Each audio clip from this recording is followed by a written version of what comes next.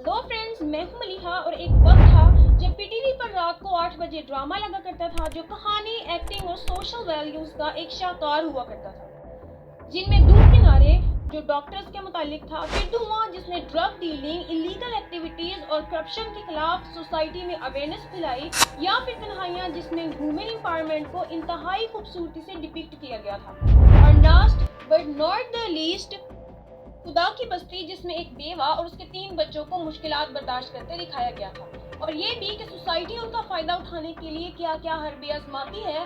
मगर फिर वक्त बदला और टेक्नोलॉजी में तरक्की के साथ साथ ड्रामा इंडस्ट्री भी रेवोल्यूशनाइज हो गई और एक पीटीवी की जगह टाउन्स ऑफ एंटरटेनमेंट चैनल्स ने ले ली और फिर ज्यादा कंटेंट बनाने के चक्कर में क्वालिटी को इग्नोर कर दिया गया। ड्रामास किसी भी सोसाइटी में सोशल वैल्यूज के आईनादार होते हैं और इसी इलेक्ट्रॉनिक मीडिया के जरिए न सिर्फ कोई मुल्क अपनी सकाफत को दूसरे ममालिक तक पहुंचाता है, बल्कि अपनी खुद की सोसाइटी में भी बहुत सारे सोशल प्रॉब्लम्स को एक्सप्लेन करता है और इन्हें डिस्करेज करता है।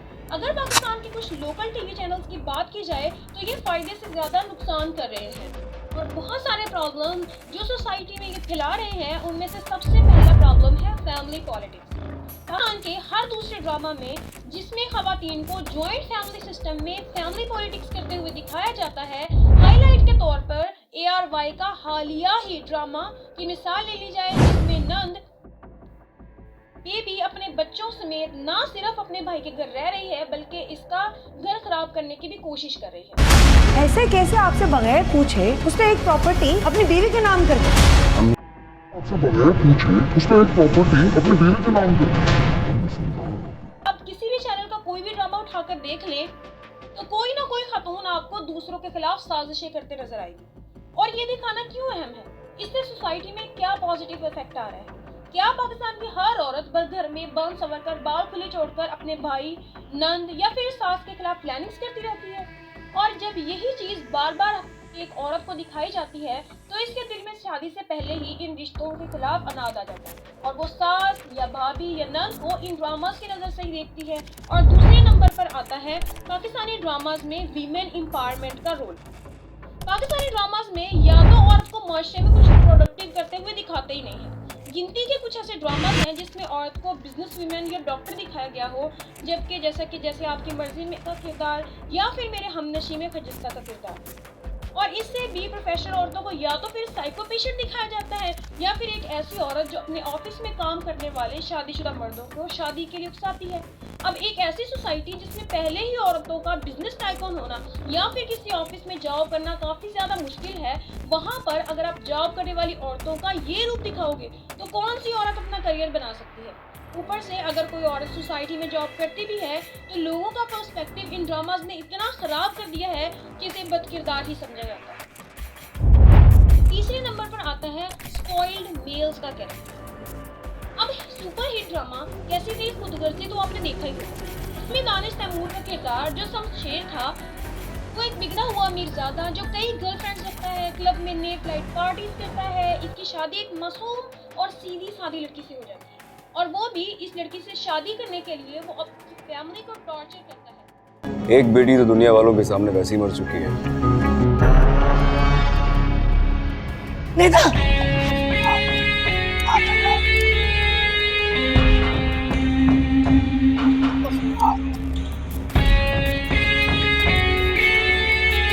जान से ही मार देता है।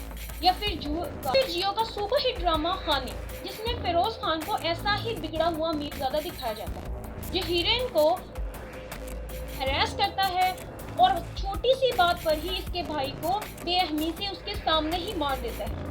इसके बाद और भी मुख्तलिफ ड्रामास में ऐसे ही हीरोज को पोर्ट्रेट किया जाता है और फिर मजे की बात यह है कि इनकी शादी एक मासूम सी लड़की से हो जाती है।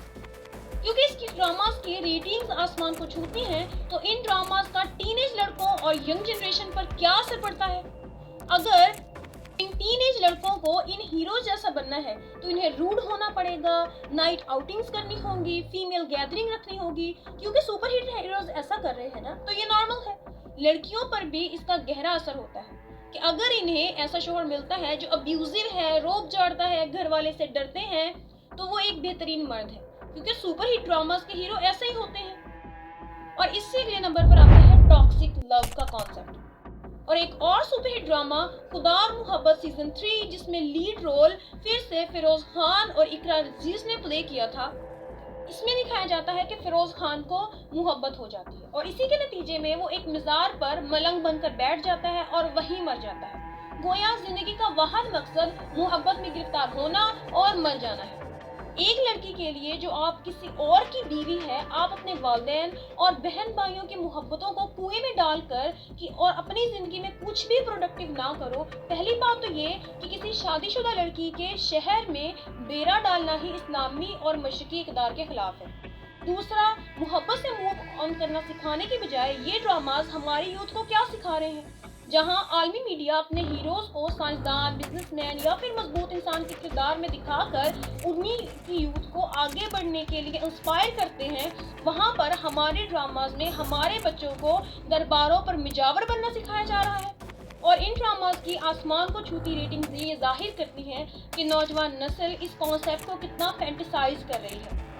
तो फिर ऐसा इंसान बनता भी वही है जो वो पसंद करता है।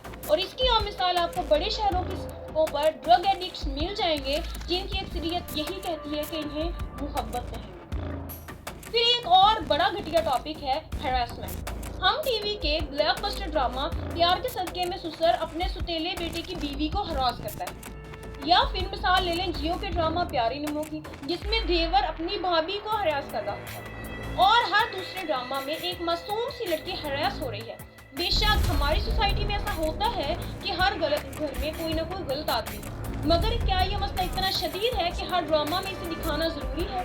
सिटी फैमिली सिस्टम में भाभी को माँ या बहन के दर्जे पर रखा गया है, तो ये ड्रामा फैमिली हैरेसमेंट को नॉर्मलाइज कर रहे हैं। अगर ऐसा हो रहा है तो हम भी सही, लेकिन इस सब गंदमंद के बावजूद पाकिस्तानी ड्रामाज ऐसे भी हैं जो सही से प्रॉब्लम्स की अक्कासी करते हैं और सोसाइटी के टैबूज को हिट करते हैं और इनकी अवेयरनेस के लिए एक पॉजिटिव रोल प्ले करते हैं।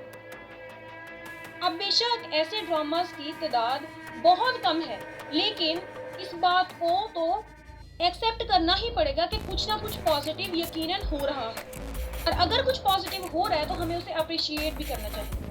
और ऐसे ही एक ड्रामा की मिसाल है मेरे हमनशी, जिसमें कबायली इलाके की लड़की को डॉक्टर बनते हुए दिखाया जाता है। इसी जरिए कबायली इलाके की आवाम को इनकरेज किया जाता है कि विमेन भी सोसाइटी में एक कंस्ट्रक्टिव रोल प्ले कर सकती है।